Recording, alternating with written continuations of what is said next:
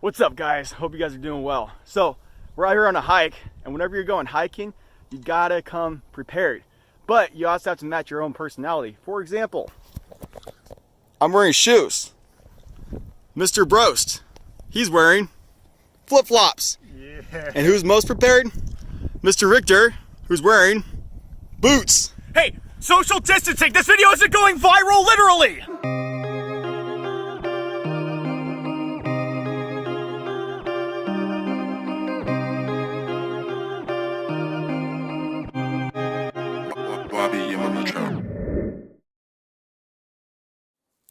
Alright, so today we're starting section 4-2, and this is lecture 4-2A. Today we're looking at the inverses of relations and functions.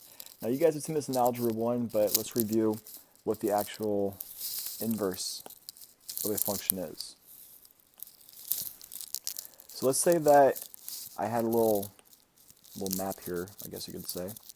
And here's my start, here's my finish, and I want to get from the start to finish. And we're going to describe how I get from the start to the finish by only using left, down, up, right. So what would I do if I want to get from the start to finish? Well, first I'm going to go to the right, then I'm going to go up, then I'm going to go right, then go down, and I'm going to go right one more time. So if I go right, up, right, down, and right, that gets me from start to finish. So think about this as my function in a sense. That's my list of instructions or things to do to get from the start to the finish. Go right, up, right, down, right. Well, what's the inverse? The inverse is just basically backwards, just the opposite. You're undoing what you just did. So my inverse, in a sense, and this is just a illustration. So instead of going from start to finish, the inverse is going to go the opposite direction. So the inverse would be, I go left, I go up, left, down, left. So left, up, left, down, left. So notice here that it's just the opposite, really. Now we're looking at actual functions.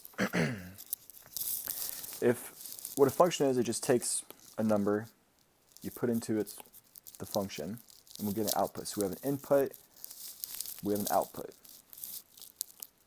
Well, if I take 3 and I put it into this function, well, that would give me 3 plus 6, that would give me 9. So the inverse, what we're going to do is swap the input and output. We're going to undo everything. So if I swap my input and output, that means that the input now is 9, because I'm just flipping those, which means my output has to be 3. Well, what does my function have to be?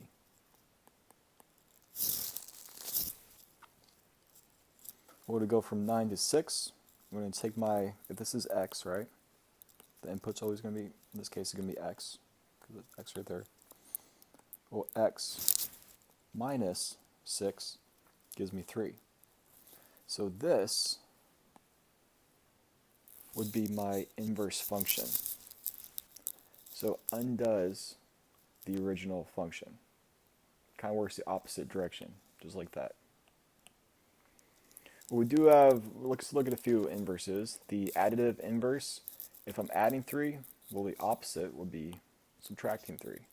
The multiplicative inverse, well, if I'm multiplying by 5, the inverse of that, undoing that, would be dividing by 5 or multiplying by 1/5.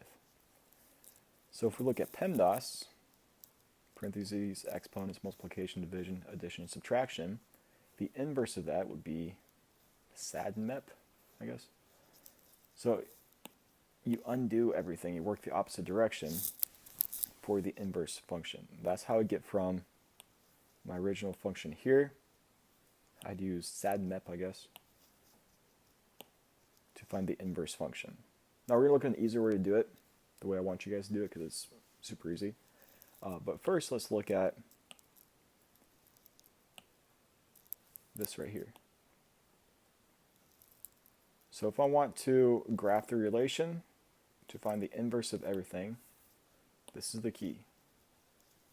All you do is swap x and y. And that's how we're going to do it for this whole chapter. Just swap the x and the y. So if you remember this, you should be fine. Swap x and y. So our first example was graph the relation and connect the points, then graph the inverse and identify the domain and range. So very first thing I'm going to do is I'm going to plot my x and y coordinates. So I have 0, so here's my first coordinate 0, 2.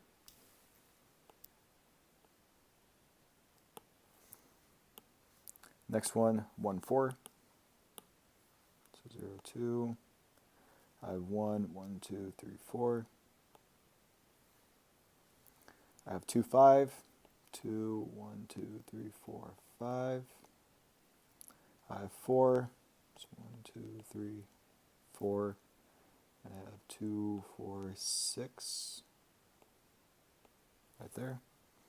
And then I also have 8. So 1, 2, 3, 4, 5, 6, 7, 8. And then 1, 2, 3, 4, 5, 6, 7. So those are the points. I guess it doesn't erase. Now, when I connect these points, we're going to connect it because this is not a function. Those are just coordinates that I'm given. So I'm actually going to connect these with just straight lines right here. Just like that. So this is my initial plot, initial graph. This is just a relation between points. What would be the inverse relation here? This is not a function, it's just a relation. So to find the inverse, all I'm going to do is flip or swap these points. So my inverse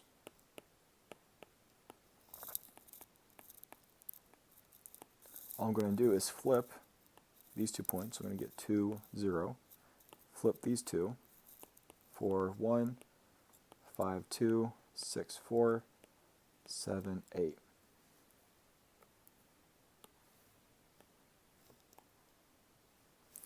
So that is the inverse relation. Now let's go and plot these. So I get 2, 2, 0. I get 4, 1. I get 5, 2. 6, 1, 2, 3, 4, 5, 6. And I get 1, 2, 3, 4. And then 7, 1, 2, 3, 4, 5, 6, 7, 8, 1, 2, 5, 6, 7, 8.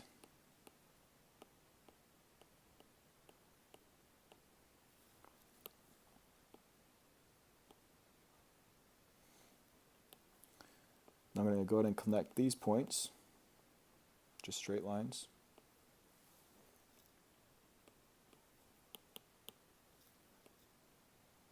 As best as I can. And there's my inverse. So this is my original, and this is my inverse. So on the quiz or a test, make sure you label which is which.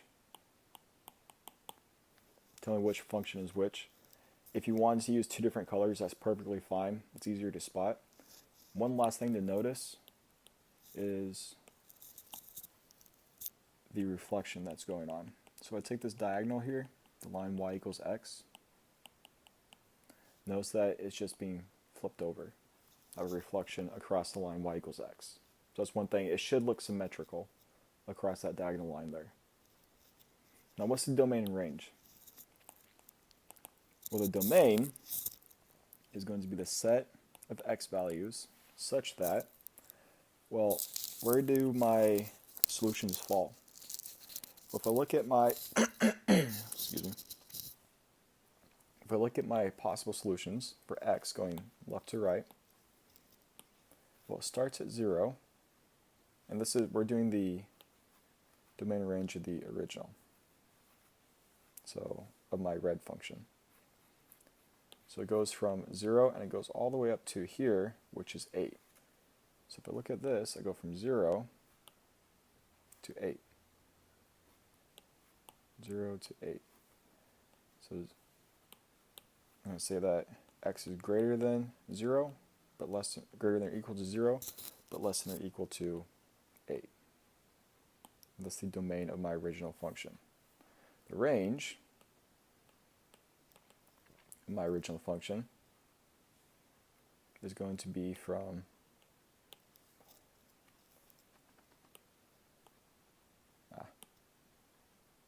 it's unfortunate. Well, it starts at 0, 2. So my range is going to start from here. That's when my red function starts to become true, and it ends right up here. Well, that intersects from y equals 2 all the way up to 2, 4, 6, 7. Or you could just look at your y coordinates here, go from 2 to 7. So I'm going to say that my range is y such that y is greater than 2 but less than or equal to, so greater than or equal to 2 but less than or equal to 7. So there is your domain range of your original function. So for example B, go ahead and pause the video and try this on your own. But let's look at how to graph this relation and then connect the points. So my first point, coordinate, -2, -3. So I have -2, 1, 2, 3.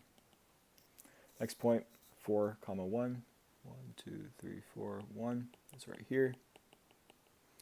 5, 2. And then 7, 5, 6, 7, and 4. So I'm just going to connect these like so. Now let's go ahead and look at the inverse of this. So my inverse relation, my x and y coordinate. Now I'm not swapping these at first. I still have to have x and y. I'm just going to swap the actual numbers. So I'm going to swap these two numbers. I get -3, -2. I get 1, 4. I get 2, 5. And I get 4, 7. So when I plot this, I get -3, -2. I get 1, 1, 2, 3, 4.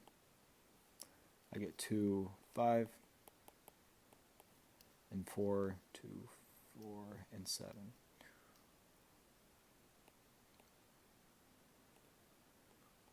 Yeah.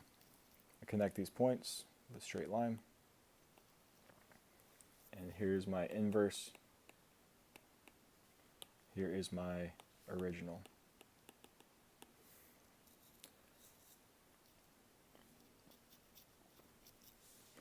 Now, this does say give the domain range of both the original and the new function. So here's my original domain range. So the domain, well, for my original function, remember domains left to right. I start at -2. I go to +7. Easy way to do that, just look at here to here.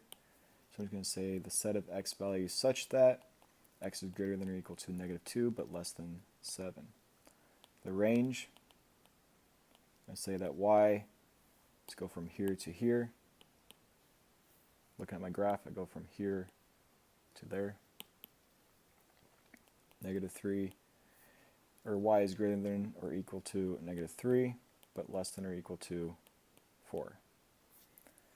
Now for my inverse domain range,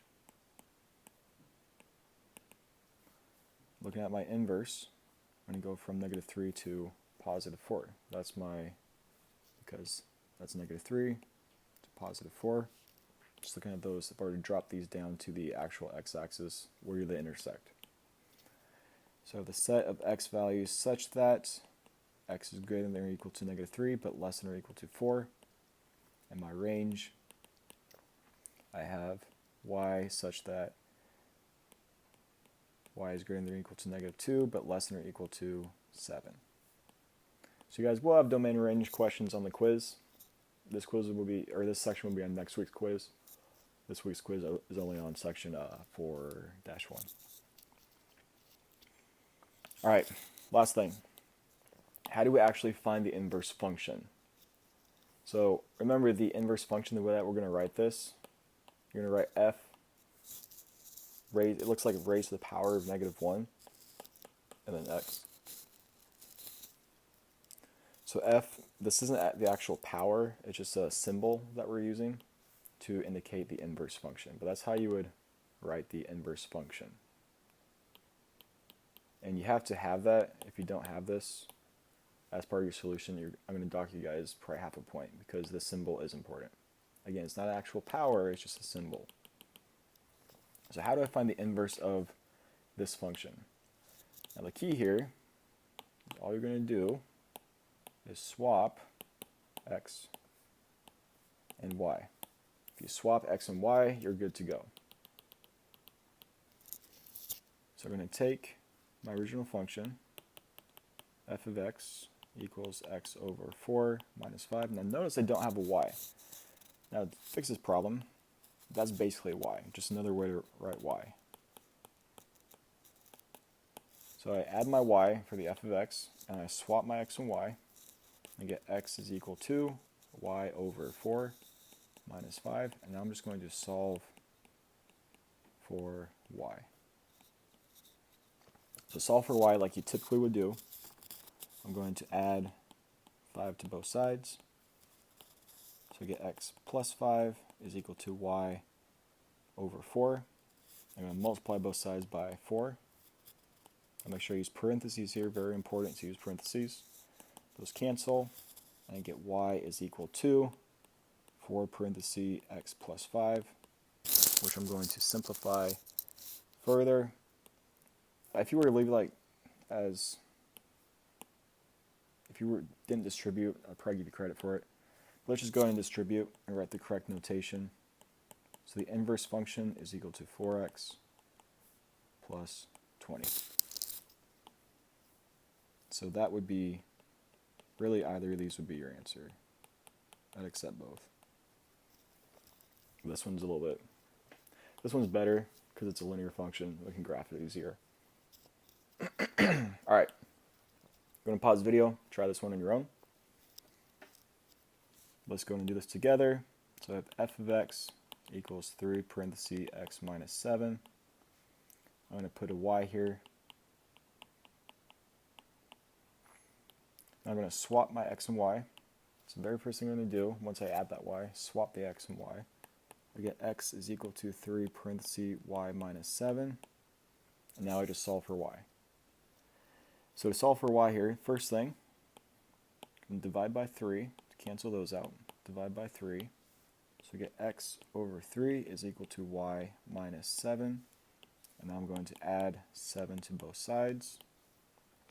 I get y is equal to x over 3 plus 7. And then write with correct notation. X over 3 plus 7. And there's your answer.